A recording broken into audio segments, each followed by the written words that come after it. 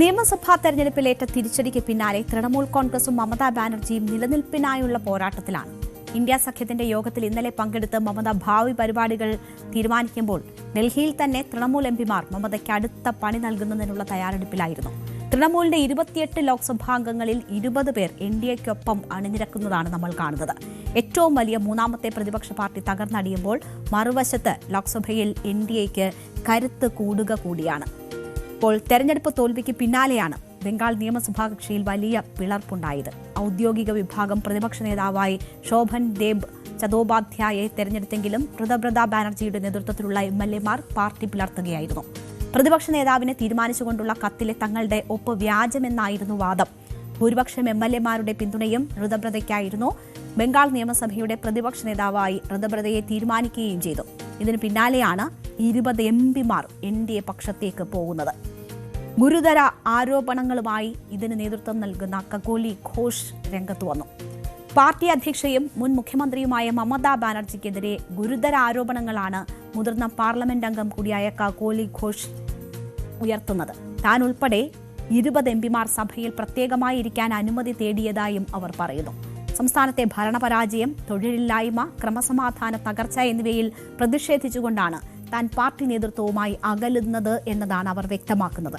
മമതയുടെ നേതൃത്വത്തിൽ കഴിഞ്ഞ ദിവസം ചേർന്ന തൃണമൂൽ യോഗം കകോലിയെ നീക്കി കല്യാൺ ബാനർജിയെ ചീഫ് വിപ്പായി തെരഞ്ഞെടുത്തിരുന്നു. 4 പതിറ്റാണ്ടുകാലം മമതാ ബാനർജിക്കൊപ്പം പ്രവർത്തിച്ചിട്ടും ഇപ്പോൾ നേരിടുന്ന അവഗണനയും അപമാനവുമാണ് തന്നെ ഈ തീരുമാനത്തിലേക്ക് നയിച്ചതെന്നും കകോലി ആരോപിച്ചു. ദേശീയ താൽപര്യങ്ങൾക്കും സംസ്ഥാന വികസനത്തിനുമായി ഇനി താൻ മുൻഗണന നൽകുമെന്നും വ്യക്തമാക്കി. പിന്തുണയ്ക്കാനുള്ള കാരണമായി BJP NDAയ്ക്കൊപ്പം പോകുന്ന അല്ലെങ്കിൽ BJPക്കൊപ്പം പോകുന്നതിന് കാരണമായി കകോലി ന്യൂസ് 18 നൽകിയ അഭിമുഖത്തിലാണ് ഇക്കാര്യങ്ങളൊക്കെ ചൂണ്ടിക്കാട്ടിയത്. കഴിഞ്ഞ 3-4 വർഷമായി പാർട്ടിയുടെ പ്രവർത്തനങ്ങളിൽ തനിക്ക് അസംതൃപ്തി ഉണ്ടായിരുന്നു. ഭരണപരമായ വീഴ്ചകൾ, വികസനമില്ലായ്മ, RG കർ ആശുപത്രി സംഭവം ഉൾപ്പെടെയുള്ള വിവാദങ്ങൾ തന്നെ നിരാശപ്പെടുത്തി എന്നതാണ് അവർ ചൂണ്ടിക്കാട്ടുന്നത്. ഇതൊക്കെയും തെരഞ്ഞെടുപ്പിനെ പോലും സ്വാധീനിച്ച വിഷയങ്ങളാണ് എന്ന് നമുക്ക് കാണാം. അവിടെ അതൊക്കെ ചൂണ്ടിക്കാട്ടിയാണ് താൻ പുറത്തേക്ക് പോകുന്നത് എന്നത് കൂടി അവർ വിശദീകരിക്കുകയാണ്. നിയമസഭാ തെരഞ്ഞെടുപ്പിലെ പരാജയത്തിന് പിന്നാലെ തൃണമൂൽ കോൺഗ്രസിലുണ്ടായ വിള്ളൽ ബംഗാൾ രാഷ്ട്രീയത്തിൽ വലിയ മാറ്റങ്ങൾക്ക് വഴിവെക്കുന്നതാണ്.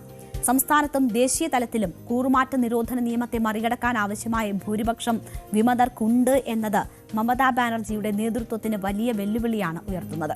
ഇങ്ങനെ തൃണമൂൽ അതിന്റെ അസ്തിത്വം തന്നെ തകർന്നു നിൽക്കുമ്പോൾ കരുത്ത് കൂടുന്നത് NDAയ്ക്കാണ്.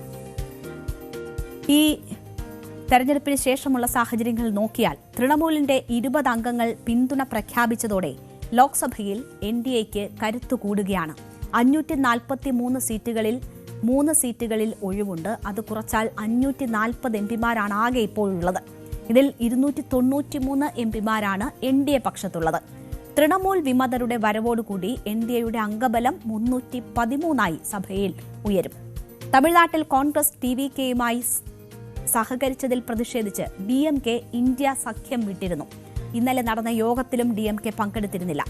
DMKയെ അനുനയിപ്പിക്കാൻ ഇന്ത്യ സഖ്യം ഒരു ഭാഗത്ത് ശ്രമിക്കുന്നുണ്ട്. എന്നാൽ അത് ഫലിക്കാതെ വരികയും ലോക്സഭയിൽ 22 അംഗങ്ങളുള്ള DMK NDAയ്ക്ക് പ്രശ്നാധിഷ്ഠിത പിന്തുണ നൽകാൻ തീരുമാനിക്കുകയും ചെയ്താൽ NDAയുടെ എണ്ണം നിർണായക ഘട്ടങ്ങളിൽ വേണമെങ്കിൽ 335 വരെ എത്തും. ഇത് മണ്ഡല പുനർനിർണയം, ഒരു രാജ്യം ഒരു തെരഞ്ഞെടുപ്പ് തുടങ്ങിയവയ്ക്കുള്ള ഭരണഘടനാ ഭേദഗതികൾ പാർലമെന്റിന്റെ മഴക്കാല സമ്മേളനത്തിൽ കൊണ്ടുവരാൻ BJPക്ക് ആത്മവിശ്വാസം നൽകുന്ന ഒരു ഘടകമാണ്. സഭയിൽ എല്ലാ അംഗങ്ങളും വോട്ടെടുപ്പിൽ പങ്കെടുത്താൽ ഭരണഘടനാ ഭേദഗതികൾ പാസ്സാകാനുള്ള 2/3 ഭൂരിപക്ഷത്തിന് വേണ്ടത് 360 പേരുടെ പിന്തുണയാണ്. എന്നാൽ വോട്ടെടുപ്പിൽ നിന്ന് ആരെങ്കിലും വിട്ടുനിന്നാൽ ഭൂരിപക്ഷത്തിനുള്ള സംഖ്യ കുറയും. അങ്ങനെ ഒരു സാഹചര്യം BJP മുന്നിൽ കാണുന്നുണ്ട്. ഈ അവസരത്തിൽ DMKയെയും ഇരു മുന്നണികളുടെയും ഭാഗമല്ലാത്ത ഏതാണ്ട് 12ഓളം വരുന്ന എംപിമാരെയും ഒപ്പം നിർത്താൻ കഴിഞ്ഞാൽ 347 NDAയ്ക്ക് നമ്പർ ഉയർത്താൻ കഴിയും. അപ്പോൾ അത് അവരെ സംബന്ധിച്ച് പ്രതീക്ഷ നൽകുന്ന ഒരു ഘടകമാണ്. രാജ്യസഭയിലും സ്ഥിതി സമാനമാണ്. നമുക്കറിയാം, രാജ്യസഭയിൽ ഇപ്പോൾ NDAയെ സംബന്ധിച്ച് ഭൂരിപക്ഷമില്ല. പക്ഷേ ഇപ്പോഴത്തെ മാറ്റങ്ങളുടെ പശ്ചാത്തലത്തിൽ രാജ്യസഭയിൽ BJP അംഗബലം ഇപ്പോഴുള്ളത് 106 ആണ്. ആം ആദ്മി പാർട്ടിയിലെ 7 പേർ ഏപ്രിൽ അവസാനം പാർട്ടി വിട്ട് BJP-യിൽ ചേർന്നിരുന്നു. ഇതോടുകൂടി 113 ആ അംഗസംഖ്യ ഉയർന്നിരുന്നു.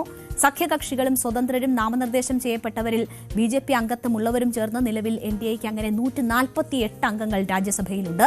245 അംഗ സഭയിൽ കേവല ഭൂരിപക്ഷത്തിന് 123 പേരുടെയും ഭരണഘടനാ ഭേദഗതിയൊക്കെ ആവശ്യമായി വരുന്ന ഘട്ടത്തിൽ 2/3 ഭൂരിപക്ഷത്തിന് 164 പേരുടെയും പിന്തുണയാണ് വേണ്ടത്. രാജ്യസഭയിൽ DMKയ്ക്ക് 8 MPമാരുണ്ട്. തൃണമൂലിന്റെ 12 പേരാണ് ബാക്കിയുള്ളത്. ഇവരിൽ 16 പേരുടെ പിന്തുണ നേടാൻ സാധിച്ചാൽ ഒപ്പം തന്നെ ചിലർ വിട്ടുനിൽക്കാൻ തയ്യാറാവുകയും കൂടി ചെയ്താൽ മോദി സർക്കാരിന് വേണമെങ്കിൽ രാജ്യസഭയിലും ഈ ഭരണഘടനാ ഭേദഗതിയൊക്കെ പാസാക്കിയെടുക്കാനുള്ളൊരു സാഹചര്യം ഒരുങ്ങുന്നു എന്നതാണ് തൃണമൂലിന്റെ തകർച്ചയും അവിടെ നിന്ന് MPമാർ BJP-യിലേക്ക് എത്തുകയും ചെയ്യുന്ന സാഹചര്യം സൃഷ്ടിക്കുന്നത്. എന്തായാലും 2024 തെരഞ്ഞെടുപ്പിൽ പ്രതീക്ഷിക്കുന്നതിലും അധികം മുന്നേറ്റം ഉണ്ടാക്കാൻ ഇന്ത്യ സഖ്യത്തെ സംബന്ധിച്ച് കഴിഞ്ഞിരുന്നു. ഒറ്റയ്ക്ക് കേവല ഭൂരിപക്ഷം നേടാൻ BJP-ക്ക് കഴിഞ്ഞില്ല. ഭരണഘടനാ ഭേദഗതിക്ക് ആവശ്യമായ 2/3 പിന്തുണയും ഇല്ല. ഈ ഘട്ടത്തിൽ വനിതാ സംവരണ ബില്ലിൽ യോജിച്ച് നിൽക്കാനായതും ഭരണഘടനാ ഭേദഗതി പരാജയപ്പെടുത്തിയതും പ്രതിപക്ഷത്തിന്റെ വിജയമായിരുന്നു. തെരഞ്ഞെടുപ്പിന് ശേഷമുള്ള ഏറ്റവും ശക്തമായ അല്ലെങ്കിൽ പ്രതിപക്ഷത്തിന്റെ ശക്തി കാട്ടിയ നിമിഷമായിരുന്നു അത്.